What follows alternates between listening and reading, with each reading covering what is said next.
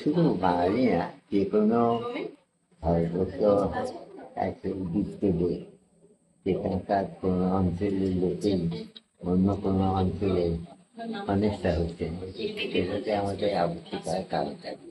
তা বাঙালি হোক, বাংলাদেশি হোক, পাঞ্জাবি হোক, যে কোনো জায়গা থেকেই সমস্ত দেশেই মানুষকে কোথাকার সব মানুষকেই সম্মান দেওয়া, আর বিশেষত স্বদেশী মানুষকে যে তাদের যে অধিকার আছে সেগুলো মূল্য স্বীকার করা বেশি প্রয়োজন আমার।